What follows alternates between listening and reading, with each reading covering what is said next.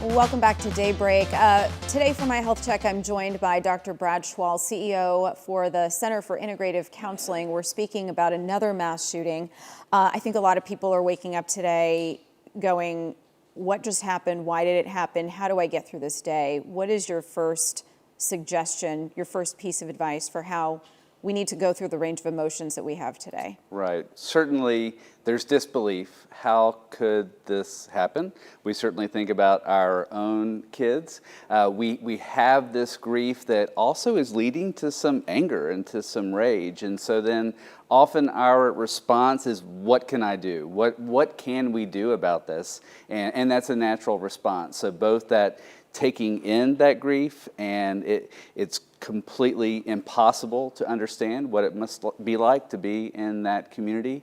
And then you see on social media and in conversations, what can we do? I'm not sure that there's a lot we can do for other people, but I always like to say there's a lot we can do for ourselves, because this physiological response, right? This anxiety, this stress, this anger that you're talking about, we shouldn't necessarily be sitting with it all day. Absolutely. Important to take care of ourselves. With our kids, we always say limit exposure, do validate safety and security. The truth of the matter is, we know in our world bad things can happen, and these larger incidents are a reminder that even in our own lives, the unexpected, the unpredictable can happen. And so how do we respond?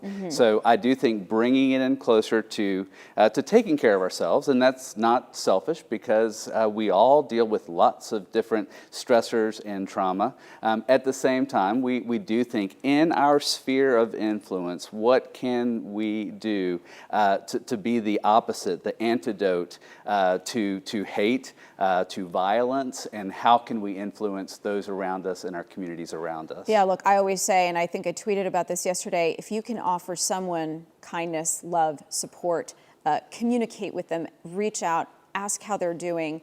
If you influence one life, as we have seen, one life can make a difference, right? So I think that piece of the humanity has been missing a little bit, and maybe we reconnect to that. Yes, so we'll be learning much more about what led to what happened. We will be talking about it, conversing about it, but I do believe that we can focus on that compassion, and with our kids, we do talk about that.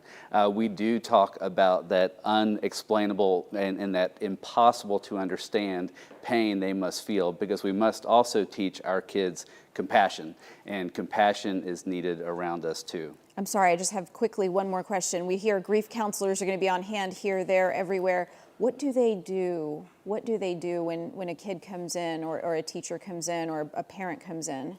First, there's just purely presence. Presence in a time of grief, tragedy, trauma is so key. There begins to be some unpacking and processing, but by showing that presence, that does show that there will be someone along the way, because dealing with trauma is a long-term process. So that initial phase is that presence, is that beginning to unpack, that validation of the emotion, that validation of the fact they are safe now, but it is a long journey. Yeah, we appreciate your presence today. Thank you for always making yourself available when we need you. Thank you.